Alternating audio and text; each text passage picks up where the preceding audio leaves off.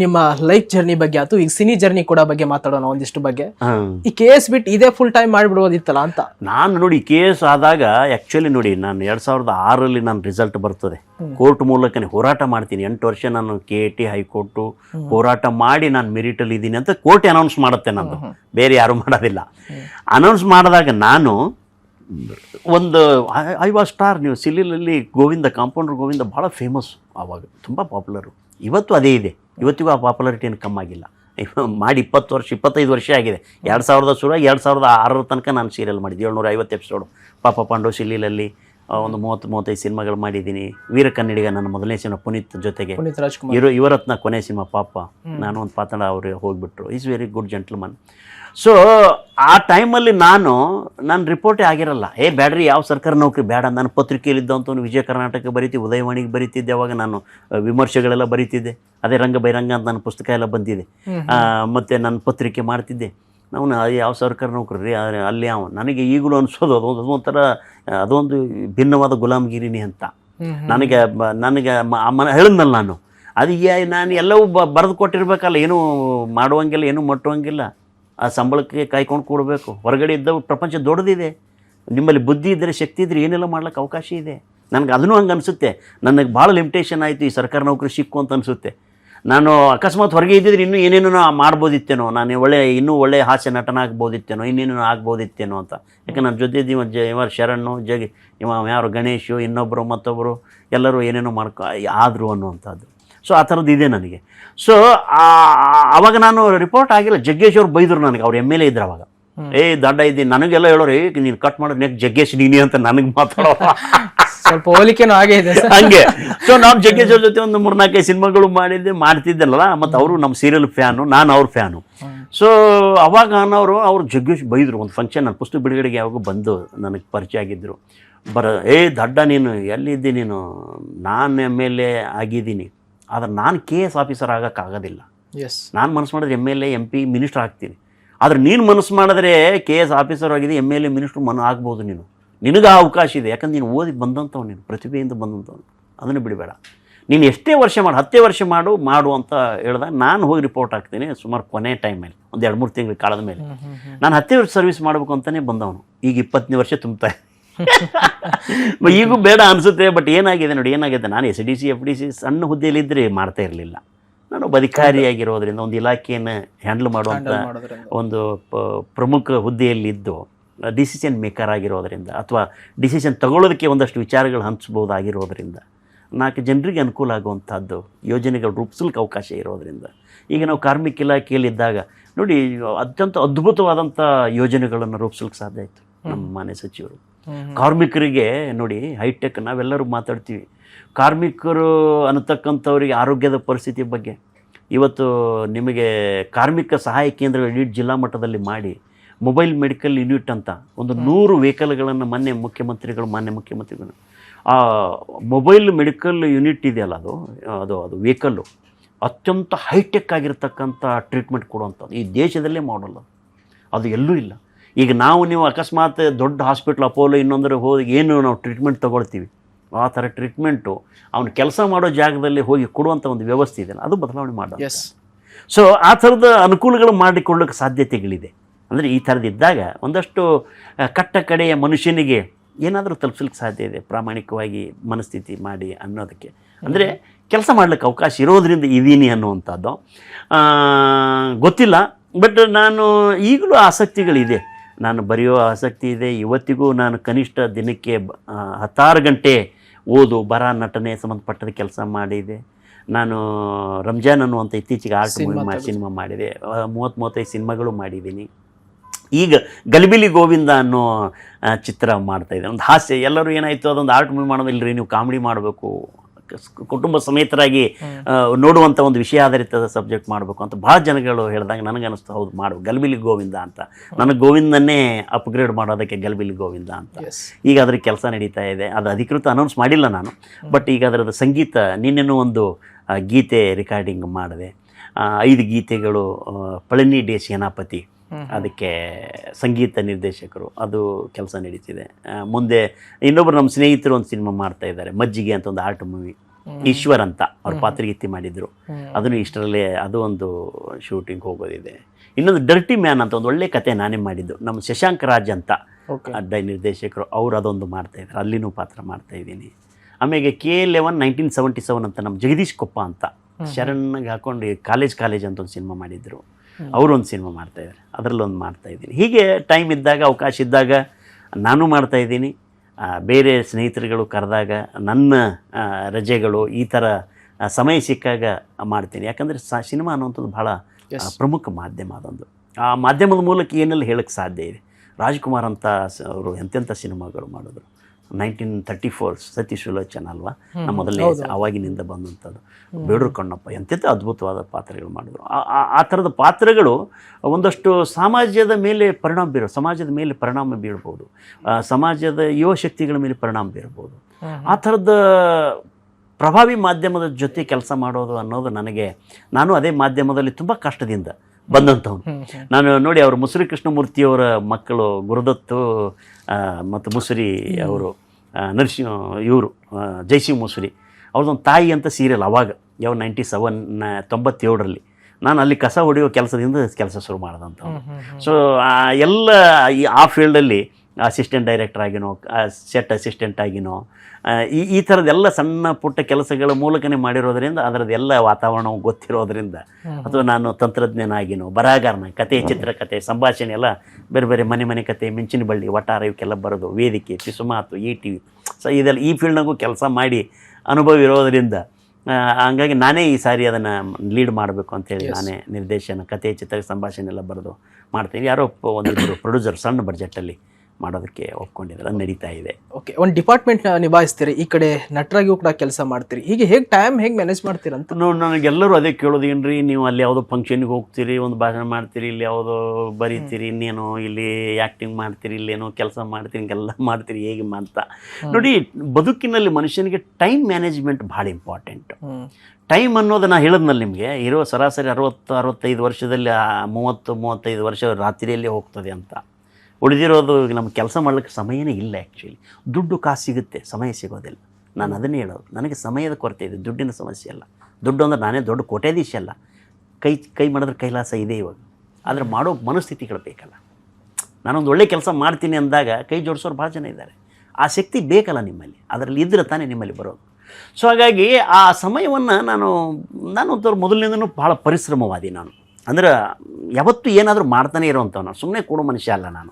ನಾನು ಸುಮ್ಮನೆ ಇಲ್ಲೇ ನೀವು 1 ಅವರ್ ಸುಮ್ಮನೆ ಕೂತ್ಕೊಂಡು ನೀವು ಏನು ಬೇಕೆಲ್ಲ ಕೂಡ ಇರಲ್ಲ. ನನಗೆ ಅದು ಬೇಕಾಗಿಲ್ಲ. ಅದು ಸ್ವರ್ಗ ಆದರೂ ನನಗೆ ಬೇಕಾಗಿಲ್ಲ. ಅದು ಆ ಥರದ ಮನಸ್ಥಿತಿ. ನನ್ನ ಕೆಲಸಕ್ಕೆ ನನ್ನ ನರಕ ಆದರೂ ಪರವಾಗಿಲ್ಲ, ನಾನು ನರಕದಲ್ಲಿ ಆದರೂ ಕೂತು ಒಳ್ಳೆ ಕೆಲಸ ಮಾಡ್ತೀನಿ ಅಂತ. ಮತ್ತು ಈಗಿರೋ ಸೊಸೈಟಿ ನರಕನೇ ಅಲ್ವೇನ್ರಿ? ಈಗಿರೋ ವ್ಯವಸ್ಥೆ ಇವೆಲ್ಲ ಮತ್ತು ನರಕಗಳು, ಇನ್ನೆಂಥ ನರಕಗಳು ಬೇಕು? ಹಾಗಾಗಿ ಕಮಲ ಎಲ್ಲಿ ಅರಳತ್ತದ ಹೇಳಿ, ನರಕದಲ್ಲಿ ಸ್ವರ್ಗ ಕಾಣೋರು ಅಂತಾರೆ. ಮತ್ತು ಈಗ ಹಂಗೆ ವ್ಯವಸ್ಥೆ ಇರೋದು ಹೆಂಗೆ ಅಲ್ಲ ಇವಾಗ? ನಾನು ಮೆಟಾಫರಿಕಲ್ ಆಗಿ ಮಾತಾಡ್ತಾ ಇದ್ದೀನಿ. ನೀವು ಯಾವುದೇ ಕ್ಷೇತ್ರ ತಗೊಳ್ಳಿ, ನರಕನೇ ಹೇಗಿದೆ ಇವತ್ತು. ಸ್ವರ್ಗ ಎಲ್ಲಿದೆ? ಸ್ವರ್ಗ ಕಂಡ್ಕೋಬೇಕು ನಾವು. ಕಮಲ ಎಲ್ಲಿ ಅರಳತ್ತೆ ಹೇಳಿ? ಕೆಸರಲ್ಲಿ. ಕಸದಲ್ಲಿ ರಸ ಹುಟ್ಟಿಸ್ಬೇಕಲ್ಲ. ಸೊ ನಮ್ಮಂಥವ್ರು ಕಸದಲ್ಲೇ ಇದ್ದಂಥವ್ರು, ಕಸದಲ್ಲಿ ರಸ ಹುಟ್ಟಿಸುವಂಥವ್ರು.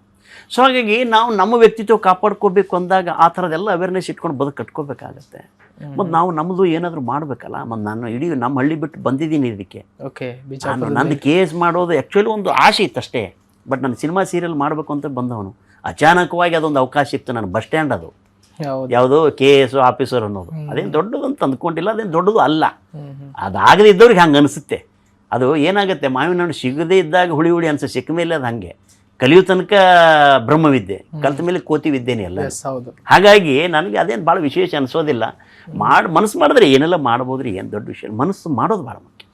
ಹಾಗಾಗಿ ಮನಸ್ಸು ಮಾಡುವಂಥದ್ದು ಇದೆಯಲ್ಲ, ಇವತ್ತಿಗೂ ನಾನು ಏನಾದರೂ ಮಾಡಬೇಕಂತ ಮನಸ್ಸು ಮಾಡಿ, ಅದೇನು PhD ನನಗೆ 51ನೇ ವಯಸ್ಸದಲ್ಲಿ PhD ಹಂಪಿ ಯೂನಿವರ್ಸಿಟಿಗೆ ಮಾಡಿದೆ ಅಲ್ಲ. ಯಾಕೆ ಮಾಡಿದೆ? ಮಾಡಬೇಕು. ಈಗ ನಾನು ಮತ್ತೆ ಇದು ಓದ್ತಾ ಇದ್ದೀನಿ. ನನಗೆ LLB ಓದಬೇಕು ಅಂತ ಭಾಳ ಆಸೆ. ಈ ಕಾನೂನು ವ್ಯವಸ್ಥೆ, ಸಾಮಾನ್ಯ ಜ್ಞಾನ ಇದೆ, ಆ ಕಾನೂನಿನ ವ್ಯವಸ್ಥೆ ತಿಳ್ಕೊಳ್ಳೋದಕ್ಕೆ ನಾನು ಅದು ಅವಾಗೆ ಓದಬೇಕಂತ ಆಗಿಲ್ಲ. ಈಗ ಅದು ಓದೋದಕ್ಕೆ ಪ್ರಯತ್ನ ಮಾಡ್ತಾ ಇದ್ದೀನಿ. ಬಟ್ ಇವತ್ತಿಗೂ ನಾನು ಕಲೆ, ಸಾಹಿತ್ಯ, ಸಂಸ್ಕೃತಿ ಸತತ ಅಭ್ಯಾಸಿ. ನಾನು ಇವತ್ತು ಯಾವ ಕಾಂಪಿಟೇಟಿವ್ ಅಥವಾ ಓದುವ ವಿದ್ಯಾರ್ಥಿಗಳಿಗೆ ಹೆಚ್ಚು ನಾನು ಓದ್ತೀನಿ, ಅಥವಾ ಆ ಫೀಲ್ಡಲ್ಲಿ ಕೆಲಸ ಮಾಡ್ತೀನಿ, ಅಥವಾ ಕ್ರಿಯೇಟಿವ್ ವರ್ಕ್ ಮಾಡ್ತೀನಿ. ಹಗಲು ರಾತ್ರಿ ಎರಡೂ ಒಂದೇ ನನಗೆ. ಓದಿಗೆ ವಯಸ್ಸಿಲ್ಲ ಅಂತ. ಓದಿಗೆ ವಯಸ್ಸಿಲ್ಲ. ಆಮೇಲೆ ಹಗಲು ರಾತ್ರಿ ಒಂದೇ ಇರಬೇಕು ಮನುಷ್ಯನಿಗೆ. ನೀವು ಹಗಲು ಕೆಲಸ ಮಾಡೋದು ರಾತ್ರಿ ಮಲ್ಕೊಳ್ಳೋದು ಅಂತ ಮನಸ್ಥಿತಿ ಬಂದರೆ 12 ಅವರ್ ರಾತ್ರಿ ಇರ್ತದೆ, ನೀವು ಮಲ್ಕೊಂಡೇ ಇರ್ತೀರಿ. ಅವಾಗ ಶ್ರಮ ಪಡೋನಿಗೆ ಹಗಲು ರಾತ್ರಿ ಆಗಬೇಕು, ರಾತ್ರಿ ಹಗಲಾಗಬೇಕು. ನಿಮ್ಗೆ ಹಗಲು ರಾತ್ರಿ ವ್ಯತ್ಯಾಸ ಕಾಣಬಹುದು ಯಾವನಿಗೆ, ದುಡಿಯೋನಿಗೆ. ನನಗೆ ನೋಡಿ, ನಮ್ಮ ತಂದೆ ನೇಕಾರ ನೋಡಿ, ರಾತ್ರಿ 3-4 ಗಂಟೆಗೆ ಎದ್ದು ನೇಯ್ತಿದ್ರು. ಅದು ಪ್ರಭಾವ ನನಗೆ. ಅಪ್ಪ ಬಡವರಲ್ಲ, ಎಷ್ಟು ನೇಯ್ದ್ರು ಕಮ್ಮಿನೇ. ಈ ನೇಕಾರಿಗೆ ಎದ್ರೆ ನೂಲು ಎಳೆ ಕಮ್ಮಿ ಅಂತ ಒಂದು ಮಾತಿದೆ. 4 ಗಂಟೆ 3 ಗಂಟೆ 4 ಗಂಟೆಗೆ ಎದ್ದು ನೇಯ್ತಿದ್ರು. ಅಂದರೆ ನೇಯ್ಯೋ ದುಡಿಮೆ ಇದೆಯಲ್ಲ, ಆ ದುಡಿಮೆ ಅನ್ನೋದು ಭಾಳ ಮುಖ್ಯ. ಆ ನೇಕಾರ ನೇಯ್ತಾನೆ, ಇನ್ನೊಬ್ಬ ಮತ್ತೊಂದು ಮಾಡ್ತಾನೆ, ಅದು ಬೇರೆ ವಿಷಯ, ಉದ್ಯೋಗ. ಆದರೆ ಪ್ರಯತ್ನ ಮಾಡೋನು ಯಾವನೇ ಆಗಿರಲಿ, ಅವನು ಸತತ ಪ್ರಯತ್ನವಾದಿ ಆಗಿರಬೇಕು, ಸತತ ಪರಿಶ್ರಮಿ ಆಗಿರಬೇಕು. ಶ್ರಮಮೇವ ಜಯತೆ. ಶ್ರಮವನ್ನು ನಂಬಬೇಕು, ಕರ್ಮವನ್ನು ನಂಬಬೇಕು. ಪ್ರತಿಫಲ ಗೊತ್ತಿಲ್ಲ ನನಗೆ, ಬರ್ಬೋದು ಬರದೇ ಇರ್ಬೋದು. ಈಗ ಬರೆದವರೆಲ್ಲನೂ IAS KS ಆಗ್ತಾರೆ, ಸಿನಿಮಾ ಮಾಡಿದವರೆಲ್ಲನೂ ಸ್ಟಾರ್ ಹೀರೋಗಳಾಗ್ತಾರೆ. ಪ್ರಯತ್ನಗಳು ಮಾಡ್ತಾ ಇರ್ತಾರೆ. ಯಾರಿಗೂ ಒಂದಷ್ಟು ಒಲಿತದೆ, ಇನ್ನೊಂದಷ್ಟು ಒಲಿತದೆ. ಅದು ನಾವು ಒಪ್ಕೋಬೇಕಲ್ಲ, ವ್ಯವಸ್ಥೆಯಲ್ಲಿ ಹಂಗೆ ಒಂದಿಲ್ಲ ದಿನ ಸಕ್ಸಸ್ ಆಗತ್ತೆ. ಆಶಾವಾದಿಗಳಾಗಿರೋಣ. ನೋಡ್ರಿ, ಇಷ್ಟು ದಿನ ಬದುಕಲಿಕ್ಕೆ ಈ ಪ್ರಕೃತಿ ನನಗೆ ಬಿಟ್ಟದಲ್ಲ, ಅದೇ ದೊಡ್ಡದಲ್ಲ. ಅಲ್ಲ, ಕರೋನಾದಾಗ ಹೋಗ್ಬಿಡ್ತಿದ್ದೇವಲ್ಲ. ಹೌದಾನೆ, ಕರೋನಾ ಬಂತಲ್ರಿ. ಈ ಸಿಂಪಲ್ ಫಿಲಾಸಫಿ ಇಡೀ ಜಗತ್ತಿಗೆ ಸಿಂಪಲ್ ಫಿಲಾಸಫಿ ಹೇಳ್ಕೊಡ್ತಲ್ಲ. ನೋಡಿ, ನಾವು ಬುದ್ಧಿ ಕಲಿಯಲಿಲ್ಲ. ನಾವನ್ನ ಅದು ಏನ್ ಹೇಳಿ ಹೋದೇವು ಅನ್ನೋದು ಇಡೀ ಜಗತ್ತಿಗೆ ಹೇಳಿದ್ರು. ಯಾವ ಮಗ ಇವತ್ತಿಗೂ ಬುದ್ಧಿ ಕಲ್ತಿಲ್ಲ. ಇನ್ನೂ ಅವ್ರು 1000 ವರ್ಷ ಇರ್ತೀವಿ ಅನ್ನೋ ಮನಸ್ಥಿತಿನೇ ಇಟ್ಕೊಂಡೆ ನಾವೆಲ್ಲವೂ ಮನೆ ಕಟ್ತೀವಿ, ಆಸ್ತಿ ಮಾಡ್ತೀವಿ, ಅಂತಸ್ತು ಮಾಡ್ತೀವಿ, ಮತ್ತೆ ಅದೇ ಫಿಲಾಸಫಿ ಹೇಳ್ತೀವಿ ನಾವು. ಏನು ಮತ್ತೆ ಕಳಬೇಡ ಕೊಲಬೇಡ ಅಂತೀವಿ, ಮತ್ತು ಸಾಮಾಜಿಕ ಸಮಾನತೆ ಬಗ್ಗೆ ಮಾತಾಡ್ತೀವಿ, ಎಲ್ಲ ತತ್ವ ಫಿಲಾಸಫಿ ಹೇಳ್ತೀವಿ. ಮತ್ತೇನೋದು ಅದೇ ಬದನೆಕಾಯಿ ಈರುಳ್ಳಿ, ನಾವು ಅದೇ ಮಾಡೋದು, ಮತ್ತೆ ಅದನ್ನೇ ಮಾಡೋದು. ಹೇಳೋ ಶಾಸ್ತ್ರ, ತಿನ್ನೋದು ಬದನೆಕಾಯಿ ಅಂತೀರಿ. ಓಕೆ ಸರ್, ಯಾವಾಗ ತಮಗೆ ದೊಡ್ಡ ದೊಡ್ಡ ಸಿನಿಮಾಗಳು ನಟಿಸುವಂತ ಅವಕಾಶ ಸಿಕ್ಕಿದೆಯಾ ಅಂತ? ನನಗೆ ನೋಡಿ, ಏನಾಗಿದೆ, ನನಗೆ ಸಮಯದ ಕೊರತೆ. ಪಾಪ ಭಾಳ ಜನ ಅವರು 10 ದಿನ ಡೇಟ್ ಕೊಡು, 20 ದಿನ ಡೇಟ್ ಕೊಡು, 30 ದಿನ ಡೇಟ್ ಕೊಡು ಅಂತ ಕೇಳ್ತಾರೆ. ನನಗೆ ಅದಾಗಲ್ಲ. ನಿಮಗಾಗಲ್ಲ? ಭಾಳ ಕೇಳ್ತಾರೆ. ಯಾರೋ ಒಂದು ಕಾಮಿಡಿ ಸೀರಿಯಲ್ ಮಾಡಿದ್ರೆ ಇವತ್ತಿಗೂ ಕೊಡಿ ಅಂತಾರೆ. ನನಗೆ ಸೀರಿಯಲ್ ಮಾಡ್ಲಿಕ್ಕೆ ಆಗೋದಿಲ್ಲ, ಟೈಮ್ ಇಲ್ಲ. ಸಿನಿಮಾದವ್ರು ಕೇಳ್ತಾರೆ, ಅಷ್ಟು ಡೇಟ್ ಕೊಟ್ಟು ಮಾಡೋಕ್ಕಾಗೋದಿಲ್ಲ. ನನಗೆ ಯಾರು ನನ್ನ ಲಿಮಿಟ್ನ, ನನ್ನ ಇತಿಮಿತಿಗಳನ್ನು ಯಾರು ತಿಳ್ಕೊಂಡು, ಯಾರು ನನಗೆ, ನಾವು ಪಾಪ ಅವರಿಗೂ ತೊಂದರೆ ಆಗಬಾರ್ದು. ಯಾಕೆಂದ್ರೆ ಸಿನಿಮಾ ಅನ್ನುವಂಥದ್ದು ಹಣಕಾಸಿನ ವ್ಯವಹಾರ ಇರ್ತಕ್ಕಂಥದ್ದು. 1 ಗಂಟೆ ಹೋದರೆ 1 ಲಕ್ಷ ಹೋಯ್ತು ಅನ್ನೋ ಲೆಕ್ಕನಾಗಿರುತ್ತದೆ. ಪಾಪ ನನ್ನಿಂದ ಅವರಿಗೂ ತೊಂದರೆ ಆಗಬಾರ್ದು, ಮತ್ತು ಅವರಿಂದ ನನಗೂ ತೊಂದರೆ ಆಗಬಾರ್ದು. ಅದನ್ನು ಭಾಳ ಇಂಪಾರ್ಟೆಂಟು. ಈ ಹೊಂದಾಣಿಕೆ ಒಳಗೆ ಯಾರು ಮಾಡ್ತಾರೋ ಅವ್ರ ಜೊತೆ ಅಷ್ಟೇ ನಾನು ಮಾಡ್ತೀನಿ, ಇಲ್ಲಾಂದ್ರೆ ನಾನು ಮಾಡ್ಕೋತೀನಿ. ಅಂದ್ರೆ ನನ್ನ ಟೈಮ್ ಇದ್ದಾಗ ಕರೆದಿದ್ದಾರೆ. ಬಟ್ ಇನ್ನೂ ನನಗೆ ಅಂಥ ಒಳ್ಳೆ ಪಾತ್ರಗಳು ಸಿಕ್ಕಿಲ್ಲ. ಇವೇನಾಗಿದೆ ನೋಡಿ, ಅದಕ್ಕೆ ನಾನು ರಂಜಾನ್ ಮಾಡಿದೆ. ರಂಜಾನ್ ಅನ್ನೋ ಅತ್ಯಂತ ಒಂದು ಕೋಮು ಸೌಹಾರ್ದತೆ ಇರತಕ್ಕಂಥ ಫಕೀರ್ ಮೊಹಮ್ಮದ್ ಕಟ್ಪಾಡಿ ಅವರ ಕಥೆ. ಅದು ನೋಂಬು ಅಂತ, ಅವ್ರ ಮನೆ ಹೆಸರು ನೋಂಬೆ, ಉಡುಪಿ ಹತ್ರ ಕಟ್ಪಾಡಿ ಒಳಗೆ. ಅಲ್ಲೇ ಶೂಟಿಂಗ್ ಮಾಡಿದ್ದೀವಿ ನಾವು, ಉಡುಪಿ, ಮಂಗಳೂರು, ಆ ಥರದ್ದೆಲ್ಲ. ಸೊ ಹಸಿವು, ರೋಜಾ, ರಂಜಾನ್ ಅನ್ನುವಂಥದ್ದು ಬರೀ ಮುಸಲ್ಮಾನರ ಹಸಿವು ಅಂತ ನಾವು ತಿಳ್ಕೊಂಡಿದ್ದೀವಿ. ರೋಜಾ, ರಂಜಾನ್ ಅನ್ನೋದು ಅದು ಒಟ್ಟು ಮನುಕುಲದ ಹಸಿವು ಅಂತ ನಾವು ತೋರಿಸಿರುವಂಥ ಹಸಿವು. ಮುಸಲ್ಮಾನಿಗೆ ಹಸಿವು, ಕ್ರಿಶ್ಚಿಯನಿಗೆ ಹಸಿವು, ಲಿಂಗಾಯತನಿಗೊಂದು ಹಸಿವು, ಗೌಡ್ರಿಗೆ ಇನ್ನೊಂದು ಹಸಿವೆ. ಅದು ಮನುಕುಲದ ಹಸಿವು ಅನ್ನುವಂಥದ್ದು. ಆ ಮನುಕುಲದ ಹಸಿವಿಗೆ ಕಾರಣಕರ್ತ ಯಾರು ಅಂದ್ರೆ ರೈತರು ಅನ್ನುವಂಥದ್ದು.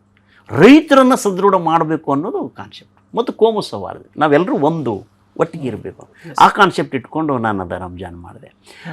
ಅದು ಒಂದು ಭಾಳ ಸೀರಿಯಸ್. ಅದು ನೋಡಿದ್ಮೇಲೆ ಏನ್ರಿ ನೀವು ಕಾಮಿಡಿ ಮಾಡಬೇಕು, ಕಾಮಿಡಿ ಮಾಡಿದವರು ಗೋವಿಂದ ಇಡೀ ರಾಜ್ಯದ ಮನೆ ಮಾತಾಗಿದ್ದ ಸಿಲ್ಲಿಲಲ್ಲಿ. ನಮ್ಮ ಸಿ.ಕೈ. ಚಂದ್ರು ಮತ್ತು ಗೀತಾ ಮತ್ತು ನಮ್ಮ ವಿಜಯ್ ಪ್ರಸಾದ್ ಭಾಳ ಅದ್ಭುತವಾದ ನರಸಿಂಹಮೂರ್ತಿಗಳು, ಪಾಪ ಪಾಂಡು ಶಿಲ್ಲಿಲಲ್ಲಿ. ಅದು ಗೋವಿಂದ ನಾನು 20 ವರ್ಷ ಹಿಂದೆ ಮಾಡಿರೋದು. ನನಗೆ ವಯಸ್ಸಾಯಿತು, ನಾನು ಈ ಕಲರ್ ಹಾಕಲಿಲ್ಲ ಅಂದರೆ ಎಲ್ಲ ಬೆಳಕು ಕಾಣ್ತದೆ. ಇವತ್ತಿಗೂ ಆ ಮಕ್ಕಳು ಇನ್ನೊಬ್ರು ಗೋವಿಂದನೇ ಅಂತಾರೆ. ನಾನು 35 ಸಿನಿಮಾ ಮಾಡಿದ್ದೀನಿ, ಆ ಪಾತ್ರಗಳ ಬಗ್ಗೆ ಇದು ಗೋವಿಂದನೇ ಹೇಳ್ತಾರೆ. ಹಾಗಾಗಿ ನನಗೆ ಗೋವಿಂದ ಭಾಳ ಏನೆಲ್ಲ ಕೊಟ್ಟ ಅನ್ನುವಂಥದ್ದು. ಆ ಗೋವಿಂದ ನಾನು ಅಪ್ಲಿಫ್ಟ್ ಮಾಡಬೇಕು ಅಂತೇಳಿ ನಾನು ಈ ಗಲ್ವಿಲಿ ಗೋವಿಂದ ಮಾಡಬೇಕು ಅಂತೇಳಿ ಈ ಥರದ್ದು ಮಾಡ್ತಾ ಇದ್ದೀನಿ. ಬಟ್ ದೊಡ್ಡ ದೊಡ್ಡ ಸಿನಿಮಾದವ್ರು ಕರೀತಾರೆ, ಸಮಯದ ಕೊರತೆ. ಬಟ್ ಒಳ್ಳೆ ಪಾತ್ರ, ಅದರಲ್ಲೂ ನನಗೆ ಹಾಸ್ಯ ಭಾಳ ಮುಖ್ಯ. ಹಾಸ್ಯವಾಗಿರ್ಬೇಕು, ಕೌಟುಂಬಿಕವಾಗಿರ್ಬೇಕು, ವಲ್ಗರಾಗಿರಬಾರ್ದು. ಈಗೇನಾಗಿ ಇತ್ತೀಚೆಗೆ ಹಾಸ್ಯ ಅಪಹಾಸ್ಯಗಳು ಜಾಸ್ತಿ ಆಗ್ತಿದೆ. ಆಮೇಲೆ ಕುಟುಂಬ ಸಮೇತರಾಗಿ ಅಪ್ಪ, ಅಮ್ಮ, ಅವ್ವ, ಅಕ್ಕ, ತಂಗಿ ಕೂತ್ಕೊಂಡು ನೋಡುವಂಥದ್ದು ಕಮ್ಮಿ ಅನ್ನಿಸ್ತಿದೆ. ಮಾಧ್ಯಮದ ಪ್ರಭಾವನೂ ಜಾಸ್ತಿ ಇದೆ. ಮಾಧ್ಯಮವು ಭಾಳ ವೈಡಾಗಿ ಬೆಳೀತು. ಪ್ರದರ್ಶನ ಮಾಧ್ಯಮ ಅಥವಾ ಈ ಮೊಬೈಲ್ ಮಾಧ್ಯಮ, ಫೇಸ್ಬುಕ್ಕು, ಟ್ವಿಟ್ರ್, ಇನ್ನೇನೇನೋ ಬಂದಿದ್ದಾವಲ್ಲ, ಅವೆಲ್ಲನೂ ಒಂದು ರೀತಿ ಮಾಧ್ಯಮವನ್ನು ಕೂಡ ಪೊಲೈಟ್ ಮಾಡೋದು ಅಥವಾ ಪೊಲ್ಯೂಷನ್ ಮಾಡೋದು ಅಂತ ಅನಿಸುತ್ತೆ. ಅದ್ರ ಬಗ್ಗೆನೂ ನಾವು ಯೋಚನೆ ಮಾಡಬೇಕು, ಮಕ್ಕಳ ಮೇಲೆ ಏನು ಪರಿಣಾಮ ಆಗುತ್ತೆ ಅನ್ನೋದು. ಹಾಗಾಗಿ ನನಗೆ ಸದಾಭಿರುಚಿಯ, ಕೌಟುಂಬಿಕವಾಗಿ ತಿಳಿ ಹಾಸ್ಯ, ಅಥವಾ ವಿಷಯ ಹೇಳುವಂಥವು ಅದು ಬಹಳ ಆ ಹಿನ್ನೆಲೆಯೊಳಗೆ ನಾನು ನಿಮಗೆ ಆಸಕ್ತಿದಾಯಕವಾಗಿರುವಂಥ ಕಥೆಗಳು ಕತೆ ಆ ಥರದ್ದು ನಾನು ಮಾಡ್ತಾ ಇದ್ದೀನಿ. ಎಸ್, ತಾವೊಬ್ಬರು ರಂಗಭೂಮಿ ಕಲಾವಿದರಾಗಿ ಪ್ರಸ್ತುತವಾಗಿ ರಂಗಭೂಮಿ ಕಲಾವಿದರಿಗೆ ಸಿನಿಮಾ ಇಂಡಸ್ಟ್ರಿಯಲ್ಲಿ ಯಾವ ರೀತಿ ಅವಕಾಶಗಳು ಸಿಗ್ತಾ ಇದೆ ಅಂತ? ನೋಡಿ, ರಂಗಭೂಮಿ ಅನ್ನುವಂಥದ್ದು ನಿಜವಾದ ತಾಯಿ, ಅದು ನಟನೆ ಇದಕ್ಕೆಲ್ಲನು. ನಾನು ಹಳ್ಳಿಯಲ್ಲಿನೇ ನನ್ನ ಮೊದಲನೇ ನಾಟಕ ನಾನು ನೋಡಿ ಮೊನ್ನೆ ನೆನಪಾಯ್ತು ನನಗೆ. ನಾನು ಮೊದಲು ಬರೆದಿದ್ದ ನಾಟಕನೇ, ನಾನು ಯಾವಾಗ 4-5ನೇ ಕ್ಲಾಸಲ್ಲಿದ್ದೆ ನಾನು ಅವಾಗ. ಬಡವ ಕಂಡ ಭಾಗ್ಯ ಬಿದ್ದನ ಯೋಗ್ಯ ಅಂತ ಆ ನಾಟಕ ಇಲ್ಲ ನನಗೆ, ಅದು ಮೊನ್ನೆ ಹೆಂಗೆ ನೆನಪಾಯ್ತದು. ಬಡವ ಕಂಡ ಭಾಗ್ಯ ಬಿದ್ದನ ಯೋಗ್ಯ ಅಂತ ನಾನು ಬರೆದಿರೋದು, ಅದು ಇಲ್ಲ ನನ್ನ ಹತ್ರ ಸ್ಕ್ರಿಪ್ಟ್. ನಾನು ಬರೆದಿರೋ ಮೊದಲನೇ ನಾಟಕ ಅದು. ನಾನು 4-5ನೇ ಕ್ಲಾಸಲ್ಲಿ ನಾನು ಕಿತ್ತೂರು ರಾಣಿ ಚೆನ್ನಮ್ಮನ ಪಾತ್ರ ನಾಟಕ ಮಾಡಿದ್ದೆ. ಅದರಲ್ಲಿ ತ್ಯಾಕ್ರೇನ ಪಾತ್ರ ಮಾಡಿದ್ದೆ ನಾನು. ಅಂದರೆ ನಾನು ಪ್ರೈಮರಿ ಇದ್ದಾಗ ಹಳ್ಳಿಯಲ್ಲಿನೇ ನಾಟಕಗಳು ಮಾಡಿಕೊಂಡು ನಾಟಕಗಳು ನೋಡಿಕೊಂಡು, ಧಾರವಾಡದಲ್ಲಿ ಬಂದಾಗ ಸಮುದಾಯದಲ್ಲಿದ್ದುಕೊಂಡು ಅಲ್ಲಿ ಅಕ್ರಮಾಸಿ ಮತ್ತು ಇದು ಸ್ಪಾರ್ಟಕಸ್ಸು ಭಾಳ ಅದ್ಭುತವಾದ ಮರಾಠಿ ಶರಣಕುಮಾರ್ ಲಿಂಬಾಳಿ ಜೀವನ ಚರಿತ್ರೆ, ಅಕ್ರಮಾಸಿ ಅದ್ಭುತವಾದ ನಾಟಕಗಳು. ಆಮೇಲೆ ಇಲ್ಲಿ ನಾನು ಬೆಂಗಳೂರಿಗೆ ಬಂದಾಗಲೂ ಇಲ್ಲಿನೂ ನಾನು ನಮ್ಮ ಮಾಲತೇಶ್ ಬಡಿಗೇರು ಅಥವಾ ನಾಗರಾಜ ಮೂರ್ತಿಯವ್ರ ಜೊತೆನೂ ಇಲ್ಲಿ ಸಾಕಷ್ಟು ತಂಡಗಳಲ್ಲಿ ನಾನು ಪ್ರಯೋಗ ರಂಗನೋ ಮ್ಯಾಳ, ಧಾರವಾಡದ ಚಂಪಾ ಅವ್ರ ಜೊತೆ ಮ್ಯಾಳನು, ಹೀಗೆಲ್ಲ ಕಡೆ ನಾಟಕಗಳು ಮಾಡ್ಕೊಂಡು ಬಂದೆ. ನಾಟಕಗಳು ಬರೆಯೋದು ಅಭ್ಯಾಸ ಆಯ್ತು ನನಗೆ. ಬೆಂಕಿ ಅಂಥೇಳಿ ಒಂದು ನಾಟಕ ಬರೆದೆ, ಅದಕ್ಕೇನೋ ಒಂದು ಪ್ರಶಸ್ತಿ ಬಂತು. ಅದಾದಮೇಲೆ ನಾನು ವೈಕುಂಠ ಯಾತ್ರೆ ಅಂತ ಬರೆದೆ, ಅದಕ್ಕಿನ್ನೇನೋ ಒಂದು ಪ್ರಶಸ್ತಿ ಬಂತು. ಮೊನ್ನೆ ಈ ದೇವರುಗಳು ಎಚ್ಚರಿಕೆ ಬರೆದೆ, ಅದಕ್ಕೂ ಪ್ರಶಸ್ತಿ ಬಂತು. ಅದಕ್ಕೂ ಬಸವಶ್ರೀ ಪ್ರಶಸ್ತಿ ಬಂದಿದೆ. ಆಮೇಲೆ ಸಂಘರ್ಷ ಸಮಿತಿಯವರು ಪ್ರಶಸ್ತಿ ಬಂದಿದೆ. ಹಿಂಗೆ ನೋಡಿದಾಗ ನಾಟಕ ಬರೆಯೋದು ಜಾಸ್ತಿ ಆಯಿತು, ನಾಟಕ ಮಾಡೋದು ಕಮ್ಮಿ ಆಯಿತು. ಆ ನಾಟಕದಿಂದ ನಾನು ಏನಾದರೆ ಸೀರಿಯಲ್ಗೆ ಜಂಪ್ ಆದೆ. ಸೀರಿಯಲ್ ಮಾಡೋದು ಸರಿ ಆಯಿತು. ಈಗ ಸೀರಿಯಲ್ ಮಾಡೋದಕ್ಕೆ ಶ್ರಮ ಇಲ್ಲ, ಈಗ ಸಿನಿಮಾ ಅಂದರೆ ನಾಟಕನೂ ನಾನು ಮಾಡಿದ್ದೆ, ಸೀರಿಯಲ್ ಮಾಡಿದವ ನಾನೇ, ಸಿನಿಮಾ ಅಂದರೆ ಈ 3 ಸ್ತರಗಳು ಬೆಳ್ಕೊಂಡು ಬಂದಂಗೆ. ಬಟ್ ರಂಗಭೂಮಿ ಯಾವತ್ತೂ ನಮ್ಮನ್ನು ನಾನು ಮನುಷ್ಯನಾಗಿದ್ದೀನಿ ಅಂತ ಅನ್ನೋದಕ್ಕೆ ರಂಗಭೂಮಿನೂ ಕಾರಣ. ನಿಮಗೆ ಮನುಷ್ಯ ಹೇಗೆ ಸಿಂಪಲ್ ಆಗಿರಬೇಕು ಅನ್ನೋದು ಹೇಳಿಕೊಡ್ತದೆ, ಮನುಷ್ಯನಾಗಿ ಹೇಗಿರಬೇಕು ಅನ್ನೋದು ಹೇಳಿಕೊಡ್ತದೆ, ಬದುಕಿನ ಒಟ್ಟು ಸಾರ ರಂಗಭೂಮಿನೇ ಹೇಳ್ಕೊಡ್ತದೆ. ಅದ್ರ ಜೊತೆಗೆ ಸಾಹಿತ್ಯ, ಕಲೆ, ಇದೆಲ್ಲ ಈ ಥರದ್ದು ಅಂತ. ಅದೇ ಈಗ ಪ್ರಸ್ತುತವಾಗಿ ಕೂಡ ಅದೇ ಸರ್, ಇವತ್ತು ಸಿನಿಮಾ ಇಂಡಸ್ಟ್ರಿಯಲ್ಲಿ ಆಗಿರ್ಬೋದು ಮಹತ್ವವಾಗಿ ಗುರುತಿಸಿಕೊಂಡಿರ್ತಕ್ಕಂಥವ್ರೆಲ್ಲರೂ ಕೂಡ ಆ ರಂಗಭೂಮಿ ಕಲೆಯಿಂದಲೇ ಇವತ್ತು ಮೇರು ಬೆಟ್ಟಕ್ಕೆ ಬೆಳೆದಿದ್ದಾರಂತ. ಮತ್ತು ರಾಜ್ಕುಮಾರ್ ಅವರು ಗುಬ್ಬಿ ವೀರಣ್ಣ ಕಂಪನಿಯೊಳಗೆ ಇದ್ದರಲ್ರಿ, ಇಡೀ ಕುಟುಂಬ ಕಟ್ಕೊಂಡು ಅಲ್ಲೇ ಇದ್ದರಲ್ಲ ಅವ್ರು. ಅವ್ರದ್ದು ಇತಿಹಾಸ ಓದಿದ್ರೆ ಅವ್ರ ಪರಿಸ್ಥಿತಿ ಹೇಗಿತ್ತು, ಎಷ್ಟು ಮಕ್ಕಳುಗಳಿದ್ದರು. ಈಗ ಇವರೆಲ್ಲ ಸ್ಟಾರ್ಗಳು ಇವೆಲ್ಲ ಆಗಿದ್ದಾರೆ, ಅವ್ರ ಪರಿಸ್ಥಿತಿ ಎಲ್ಲ ಹೇಗಿತ್ತು. ಅಂಥ ಕಂಪನಿಯಲ್ಲೇ ಇದ್ದು ಬಂದಂಥವ್ರು. ನಾನು ಎಲ್ಲೇ ಓದಿದ್ದು ಗುಬ್ಬಿ, ನಮ್ಮ ಇವರು ಎಣಗಿ ಬಾಳಪ್ಪ ಅವರು ಇದರಲ್ಲಿ ಏನೋ ಜೀವನ ಚರಿತ್ರೆಯಲ್ಲಿ ಗುಬ್ಬಿ ವೀರಣ್ಣ ಅವರು ನಾಟಕ ಕಂಪನಿ ಒಳಗಿದ್ದ ರಾಜ್ಕುಮಾರ್ ಮಕ್ಕಳು ಭಾಳಪ್ಪ, ಅವನಿಗೆ ಒಂದು ಬುಟ್ಟಿ ಅನ್ನ ಜಾಸ್ತಿ ಕೊಡು ಅಂತ ಹೇಳ್ತಿದ್ರು ಅಂತ. ಮತ್ತು ಅಂಥ ನಾಟಕ ಕಂಪನಿಯಲ್ಲೇ ರಾಜ್ಕುಮಾರ್ ಬೆಳೆದು ಬಂದಂಥವ್ರು. ಓದಿರೋದು ಭಾಳ ಕಮ್ಮಿ. ಇನ್ನು ಅಂಥ ಇದು ಉದಾಹರಣೆ ಬೇಕಾ ನಮಗೆ. ನಾಟಕ ನೋಡಿ, ನಾಟಕ ಅನ್ನೋದು ನಿಜವಾದ ಜೀವಂತಿಕೆ ಇರೋ ಕಲೆ ಅಲ್ಲಿ ನಿಮಗೆ. ನಿಜವಾದ ಜೀವಂತಿಕೆ ಇರೋದೇ ನಾಟಕದಲ್ಲಿ. ನಾವು ಸೀರಿಯಲ್ ಮಾಡ್ತೀವಿ, ಸಿನಿಮಾ ಇದೆಲ್ಲ ಕೃತಕವಾಗಿರುವಂಥ ತಿದ್ದೋದು, ತೀಡೋದು, ಹರಿಯೋದು, ಮುರಿಯೋದು ಇದು ಎಲ್ಲ ಇದ್ದಿದ್ದೆ. ನಾವು ಸುಮ್ಮನೆ ನಾವೆಲ್ಲ ಸ್ಟಾರ್ಗಳು ಮಾತಾಡ್ತೀವ್ರಿ, ಅವೆಲ್ಲ ಒಂದೊಂದು ಡೈಲಾಗ್ ಬರೋದಿಲ್ಲ. ಸುಮ್ಮನೆ ನಾವು ಏನೇನೋ ಮಾತಾಡ್ತೀವಿ, ಸುಣ್ಣ ಬಣ್ಣ ಹಚ್ಚಿ ಸ್ಕ್ರೀನಾಗಿ ತೋರಿಸ್ತಿರ್ತಾರೆ. ಒಂದು ಸ್ಟೇಜ್ ಮೇಲೆ ಬಂದು ಒಂದು ಡೈಲಾಗ್ ಹೇಳಂತ ಹೇಳ್ರಿ, ಯಾರಿಗಾರ ಸಾಧ್ಯ ಇಲ್ಲ ಅಂದ್ರೆ ಎಲ್ಲ ಹೇಳ್ತಾರೆ ನೋಡಿ. ಮತ್ತೆ ನೀವು ಯಾರಿಗೆ ನಟರುಗಳು, ನಾಯಕ ನಟರುಗಳು ಒಂದು ಒಳ್ಳೆ ಡೈಲಾಗ್ ಹೇಳ್ರಿ ರಾಜ್ಕುಮಾರ್ ನಂಗೆ ಅಂತ ಹೇಳ್ರಿ ನೋಡ. ಸುಮ್ಮನೆ ಆ ಕಲೆ ರಂಗಭೂಮಿ ಕಲಾವಿದರಿಗೆ, ರಂಗಭೂಮಿಯವನಿಗೆ ಹೇಳ್ರಿ ನೀವು, ಹೊಡಿ ಅಂದ್ರೆ ಹೊಡಿತಾನ ಅವನು. ಹೌದು, ರಂಗಭೂಮಿಯವನಿಗೆ ನಾಟಕ ಮಾಡಿದವ ಸ್ಟಾರ್ ಅಲ್ಲದೆ ಇರ್ಬೋದವ. ನಾಟಕ ಒಂದು ಡೈಲಾಗ್ ಹೊಡಿಯಪ್ಪ ಅಂದ್ರೆ ನೀವು ಸಿನಿಮಾದಲ್ಲಿ ನಟನ ಆಗದೇ ಇರ್ಬೋದವ, ಸಿನಿಮಾದಲ್ಲಿ ಸ್ಟಾರ್ ಅಲ್ಲದೆ ಇರ್ಬೋದವ. ಬಟ್ ನಾಟಕದಲ್ಲಿ ಅದ್ಭುತ ನಟ ಇರ್ತಾನವ. ಅವ ನನಗಿಂತ 10 ಪಟ್ಟು ಡೈಲಾಗ್ ಹೇಳ್ತಾನ. ಒಂದು ಡೈಲಾಗ್ ಹೊಡಿ ಅಂದ್ರೆ 100 ಹೇಳ್ತಾನ. ಅವ ಜೀವಂತ ನಟ, ಅವ ನಿಜವಾದ ನಟ.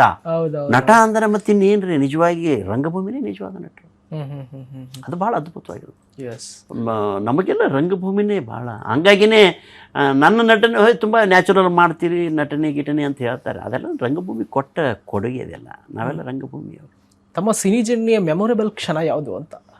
ಸಿನಿ ಜರ್ನಿ ಮೆಮೊರೇಬಲ್ ಕ್ಷಣ ಅಂತಂದರೆ ನಾನು ಸಿಲಿಲಲ್ಲಿ ಗೋವಿಂದನ ಪಾತ್ರ ಮಾಡಿರೋದು, ಮತ್ತು ನಾನು ನನ್ನ ಮೊದಲನೇ ಧಾರಾವಾಹಿ ಸಂಕ್ರಾಂತಿ ನಾಗಾಭರಣ ಅವರ ಅಲ್ಲೊಂದು ಹುಚ್ಚನ ಪಾತ್ರ ಮಾಡಿದ್ದು. ನಾವು ಭಾಳ ಭಾಳ ದೊಡ್ಡ ಹುಚ್ಚ ನೋಡಿ. ಅದೊಂದು ಈಗ ದೊಡ್ಡ ಕಥೆನೇ ಇದೆ. ರಾಜ್ಕುಮಾರ್ ಅವರು ಕಾಡಿಗೆ ಹೋದ್ರು ಅಂತ ನಾನು ನಟ ಆದೆ, ಅವ್ರು ಕಾಡಿಗೆ ಹೋಗಿರಲಿಲ್ಲ, ನಾನು ನಟ ಆಗ್ತಾ ಇರಲಿಲ್ಲ. ರಾಜ್ಕುಮಾರ್ ಅವ್ರು ಹೋಗಿದ್ದು ಕಾಡಿಗೆ, ಹೌದು, ಅವ್ರು ಕಾಡಿಗೆ ಹೋದ್ರು. ಸಂಕ್ರಾಂತಿ ಉದಯದಲ್ಲಿ ಬರ್ತಿತ್ತು. ಅದರಲ್ಲಿ ನಮ್ಮ ಎಣಿಗೆ ನಟರಾಜು ಮತ್ತು MK ಮಠ ಅವರೆಲ್ಲ ಅಸಿಸ್ಟೆಂಟ್ ಡೈರೆಕ್ಟರ್, ಮೊಕಾಸಿ, ಒಬ್ಬ ನಾರಾಯಣ ಸ್ವಾಮಿ ನನ್ನ ಫ್ರೆಂಡ್ ಮ್ಯಾನೇಜರು, ಇಲ್ಲ ರಾಜ್ಕುಮಾರ್ ಕಾಡಿಗೆ ಹೋದ್ರು, ನಾನು ಬಣ್ಣ ಹಚ್ಚಲ್ಲ ಅಂತ ಭಾಳ ಜನಗಳು ಶೂಟಿಂಗ್ಗಳೆಲ್ಲ ಬಿಟ್ಟರು. ಅದರೊಳಗೆ ನಾರಾಯಣ ಸ್ವಾಮಿನ ಒಬ್ಬ ಹುಚ್ಚನ ಪಾತ್ರ ಮಾಡ್ತಿದ್ದ. ಈ ಹುಚ್ಚನ ಪಾತ್ರ ಮಾಡೋ ಒಬ್ಬ ಬೇಕು. ಅವನು ಯಾರು ಅಂದ್ರೆ ರಂಗಭೂಮಿ ಹಿನ್ನೆಲೆ ಇದ್ರೆ ಒಳ್ಳೆಯದು ಅಂತ. ನಾನು ರಂಗಭೂಮಿಯವನಾಗಿರೋದ್ರಿಂದ ನನಗೆ ಕರೆದ ಪಾತ್ರ ಕೊಟ್ಟರು. ಹುಚ್ಚನ ಪಾತ್ರ ಭಿಕ್ಷುಕನ ಪಾತ್ರ, ಅದು ಹುಚ್ಚಲ್ಲ ಭಿಕ್ಷುಕನ ಪಾತ್ರ. ತುಂಬ ಚೆನ್ನಾಗೇ ಮಾಡಿದೆ. ಬಟ್ ನಾನು ಯಾರಂತ ಯಾವ ಮಗನಿಗೆ ಗೊತ್ತಿರಲಿಲ್ಲ. ಒಳ್ಳೆ ಪಾತ್ರ ಮಾಡ್ತಾನ್ರಿ ಅಂತ, ನಾನೇ ಅಂತ ಯಾರಿಗೂ ಗೊತ್ತಿಲ್ಲ. ಅದಾದಮೇಲೆ ನನಗೆ ಪಾಪ ಪಾಂಡುನಲ್ಲಿ ಒಂದು ಪಾತ್ರ ಸಣ್ಣದು ಸಿಗ್ತದೆ, ಸ್ಪೆಷಲ್ ಎಪಿಸೋಡ್, 100, 200, 300, 500ಕ್ಕೆ ಗೆಸ್ಟ್ ಥರ ಕರೆದಿರ್ತಾರೆ. ಅಲ್ಲಿ ಪಾತ್ರ ನೋಡಿ ಅವರು ಡೊಂಕು ಬಾಲ ಅಂತ ಇನ್ನೊಂದು ಮಾಡಿರ್ತೀವಿ ನಾವು. ಈ ಗಣೇಶ ಮೇನ್ ಮಾಡಿರ್ತಾನೆ, ಯದೋತದು ಅಂತ ಒಂದು ಮಾಡಿರ್ತೀವಿ. ಆಮೇಲೆ ಡೊಂಕು ಬಾಲ ಅಂತೇನೋ ಮಾಡಿರ್ತೀವಿ, ಅದು ಆಗೋದಿಲ್ಲ. ಆಮೇಲೆ ಇದು ಸೀಲಿಲಲ್ಲಿ ಅಲ್ಲಿ ಕಾಂಪೌಂಡರ್ ಗೋವಿಂದನ ಪಾತ್ರ, ರವಿಶಂಕರು, ನಾವು, ಆ ನವಗ್ರಹಗಳೇನೇನಿದಾವೆ ಅದರಲ್ಲಿ. ಸೊ ಎಲ್ಲರೂ ಪಾತ್ರ ಮಾಡ್ಲಿಕ್ಕೆ ಸಾಧ್ಯ ಆಗಿರುವಂತಹದ್ದು. ಎಸ್, ಕೊನೆ ಪ್ರಶ್ನೆ. ತಾವು KS ಅಧಿಕಾರಿ, ಪ್ರಶ್ನೆಗಳಿಗೆ ಕೊನೆ ಇಲ್ಲ, ನಮ್ಮ ಇದಕ್ಕೆ ಕೊನೆ ಇದೆ, ಮಾತುಕತೆ ಕೊನೆ ಇದೆ ನೋಡಿ. ಪ್ರಶ್ನೆಗಳಿಗೆ ಉತ್ತರಗಳಿಗೆ ಕೊನೆ ಇಲ್ಲ. ಯಾಕಂತ ಕೇಳಿ, ಇದು ಜ್ಞಾನ ಪ್ರಪಂಚ, ಇದು ವಿಚಾರಗಳ ಪ್ರಪಂಚ. ಮಾತು ಕತೆ ಮಾಧ್ಯಮ ಇದೆ, ವಿಚಾರ ವಿನಿಮಯ ಪ್ರಪಂಚ. ಅವತ್ತು ಬುದ್ಧನೂ ಇದೇ ಮಾತುಗಳೇ ಹೇಳ್ಕೊಂಡು ಬಂದಿದ್ದಾನೆ, ಶರಣರು ಇದೇ ಮಾತುಗಳು ಹೇಳಿದ್ದಾರೆ, ನಮ್ಮ ಗಾಂಧಿನೂ ಇದೇ ಹೇಳಿದ್ರು, ಅಂಬೇಡ್ಕರ್ ಇದೇ ಹೇಳಿದ್ರು. ಅವರು ಮುಂದುವರೆದ ಭಾಗ ನಾವು ಮಾತಾಡ್ತಾ ಇದ್ದೀವಿ. ನಾನು ನೀವು ಇಲ್ಲದೆ ಇದ್ದಾಗಲೂ ಈ ಮಾತುಗಳು ಈ ಮುಂದಿನ ಶತಮಾನದಲ್ಲಿ ಮುಂದುವರಿಯುತ್ತದೆ. ನಿಮ್ಮ ಎಪಿಸೋಡಿನ ಕೊನೆ ಮಾತಾಗಿರ್ಬೋದು, ಬಟ್ ಈ ವಿಚಾರಗಳು ನೋಡುಗರ ಮನಸ್ಸಿನಲ್ಲಿ ಹರಡುತ್ತದೆ. ಯಾರೋ ನೋಡಿರ್ತಾರಲ್ಲ, ಯಾರೋ ಈ ಮನಸ್ಥಿತಿಯವರು ಇರ್ತಾರೆ ನೋಡೋರು, ಅವ್ರಿಗೆ ಅನಿಸುತ್ತೆ ಹೌದಲ್ಲಪ್ಪ ಇವನೇನು ಹೇಳ್ತಾ ಇದ್ದಾನೆ ಅಂತ ಅನಿಸ್ಬೇಕದು. ಅನಿಸದಾಗಲೇ ಮನ ಪರಿವರ್ತನೆಗಳಾಗೋದು ಮತ್ತು ಈ ಬದುಕು ಹಸನಾಗೋದು, ಸಮಾಜ ಪರಿವರ್ತನೆ ಆಗೋದು. ಅದು ನಿರಂತರ ಅಂತ.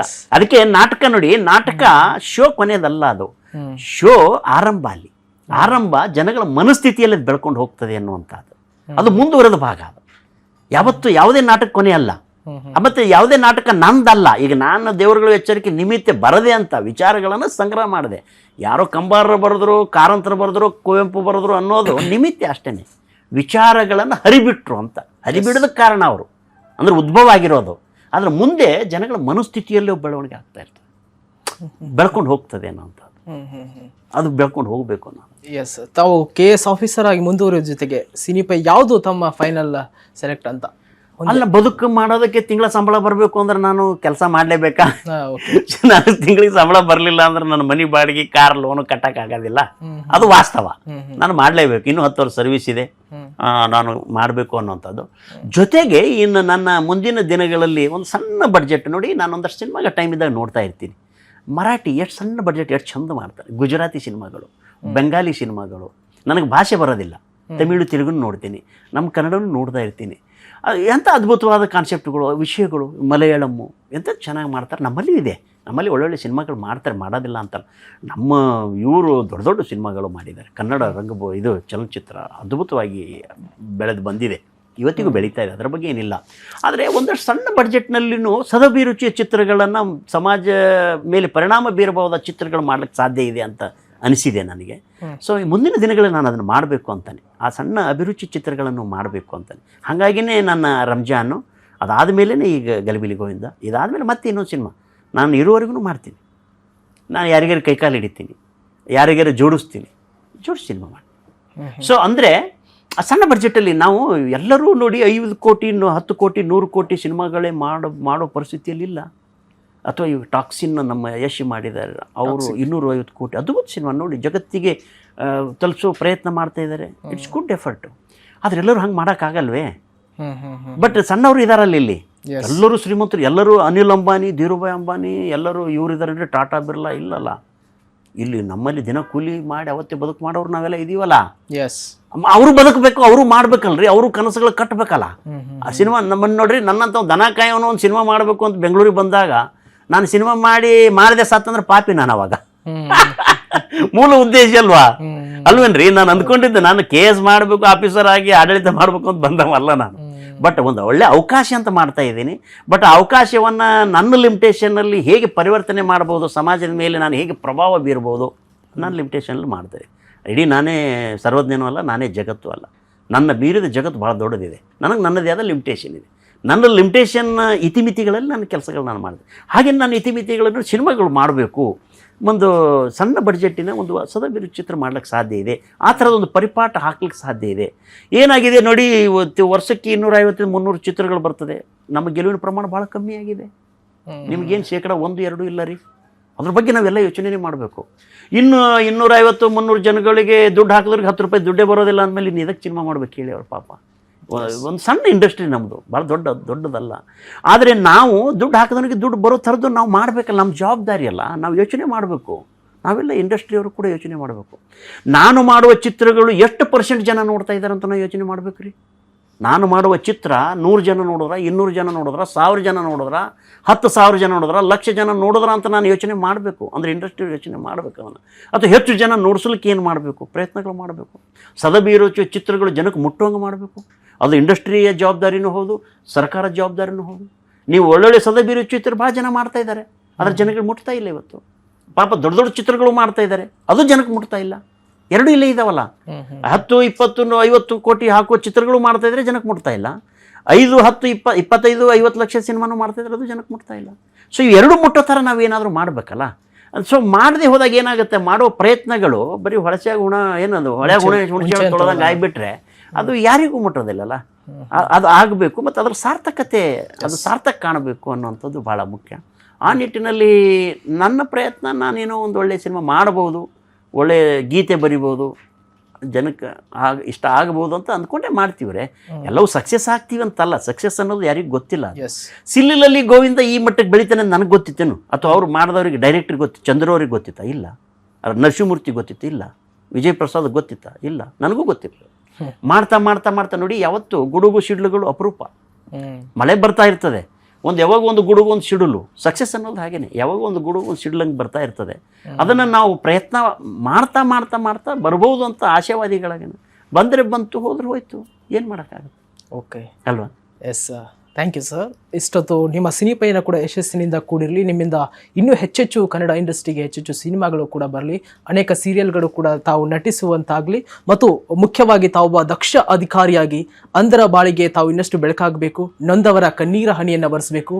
ಈ ಸಮಾಜವನ್ನು ನಿರ್ಮಿಸುವಂತಹ ನಿಟ್ಟಿನಲ್ಲಿ ತಾವೊಬ್ಬ KS ಅಧಿಕಾರಿಯಾಗಿ ಇನ್ನೂ ಹೆಚ್ಚೆಚ್ಚು ಕೆಲಸವನ್ನು ಮಾಡಲಿ, ಆ ಸಮಾಜವನ್ನು ಬೆಳಗುವಂತಾಗಲಿ. ಸರ್, ನಮ್ಮ ಸಂದರ್ಶನಕ್ಕೆ ಸಹಕರಿಸಿದ್ದಕ್ಕಾಗಿ thank you sir. Thank you so much. Thank you. ವಿಶ್ವವಾಣಿಯ ಡಿಜಿಟಲ್ ಮಾಧ್ಯಮದ ಮೂಲಕ ನೋಡುಗರಿಗೆ ನನ್ನನ್ನು ಕರೆದು 4 ಮಾತಾಡೋದಕ್ಕೆ ಅವಕಾಶ ಕೊಟ್ಟಂಥ ಮಾಧ್ಯಮದ ಎಲ್ಲ ಸ್ನೇಹಿತರುಗಳಿಗೆ ಮತ್ತು ನಿಮಗೂ ಮತ್ತು ವೀಕ್ಷಕರಿಗೂ ನಾನು ವಂದನೆಗಳನ್ನು ತರ್ತೀನಿ. ಜೈ ಹಿಂದ್, ಜೈ ಕರ್ನಾಟಕ. Sir, thank you. ವೀಕ್ಷಕರೇ, ಇದಾಗಿತ್ತು ಸಂಗಮೇಶ್ ಉಪಾಸೆಯವರ ಸಂದರ್ಶನದ ಮಾತುಗಳು. ನಡೆಯುವುದೊಂದೇ ಭೂಮಿ, ಕುಡಿಯುವುದೊಂದೇ ನೀರು, ಸುಡುವಗ್ನಿಯೊಂದೇ ಇರುತ್ತಿರೆ ಕುಲಗೋತ್ರ ಎನ್ನುವ ಹಾಗೆ ಜಾತ್ಯತೀತ ತತ್ವಗಳನ್ನು ಇಟ್ಟುಕೊಂಡು ಅನೇಕ ಸೀರಿಯಲ್ ಮತ್ತು ಸಿನಿಮಾಗಳಲ್ಲಿ ನಟಿಸಿ ಸೈ ಎನಿಸಿಕೊಂಡಿರತಕ್ಕಂತಹ ಮತ್ತು KS ಅಧಿಕಾರಿಯಾಗಿ ಕೂಡ ಸರ್ವ ಸಮಾಜವನ್ನ, ಸಮ ಸಮಾಜವನ್ನ ನಿರ್ಮಿಸತಕ್ಕಂಥ ಮತ್ತು ಅದೇ ರೀತಿಯಾಗಿ ಕೆಲಸವನ್ನ ಮಾಡ್ತಾ ಇರುವಂತಹ ಒಬ್ಬ ದಕ್ಷ ಆಡಳಿತಗಾರ, ದೂರದ ಉತ್ತರ ಕರ್ನಾಟಕದ ವಿಜಯಪುರ ಜಿಲ್ಲೆಯ ಒಂದು ಹಳ್ಳಿಯೊಂದರಲ್ಲಿ ಜನಿಸಿ ತುಂಬಾ ಕಡು ಬಡತನದಲ್ಲಿ ಬೆಳೆದು ಬಂದು ಇವತ್ತೊಬ್ಬ KS ಅಧಿಕಾರಿಯಾಗಿ ರಾಜ್ಯ ಮಟ್ಟದಲ್ಲಿ ಮಿಂಚಿನ ಸಂಚಾರವನ್ನು ನಡೆಸಿರ್ತಕ್ಕಂತಹ ಸಂಗಮೇಶ್ ಉಪಾಸೆಯವರು ನಮಗೆಲ್ಲರಿಗೂ ಕೂಡ ದಾರಿದೀಪ ಅಂತ ಹೇಳ್ಬೋದು. ಅವರ ಮಾತುಗಳು ನಿಮಗೆಲ್ಲ ಸ್ಫೂರ್ತಿದಾಯಕವಾಗಿರಲಿ ಅಂತ ಹೇಳ್ತಾ ನನ್ನ ಸಂದರ್ಶನದ ಮಾತುಗಳನ್ನ ಮುಗಿಸ್ತಾ ಇದ್ದೇನೆ. ಮತ್ತಷ್ಟು ವೈವಿಧ್ಯಮಯ ಸುದ್ದಿಗಳಿಗಾಗಿ ನೋಡ್ತಾ ಇರಿ ವಿಶ್ವವಾಣಿ ಟಿವಿ. ನಮಸ್ಕಾರ. ನಿಮ್ಮ ಕುಟುಂಬಕ್ಕೊಂದು ಪರಿಪೂರ್ಣ ಯೂಟ್ಯೂಬ್ ಚಾನಲ್. ಇಂಟ್ರೆಸ್ಟಿಂಗ್ ಮತ್ತು ಇನ್ಫಾರ್ಮೇಟಿವ್ ವಿಡಿಯೋಗಳನ್ನ ಮಿಸ್ ಮಾಡ್ಕೋಬೇಡಿ. ಈಗಲೇ ಸಬ್ಸ್ಕ್ರೈಬ್ ಮಾಡಿ.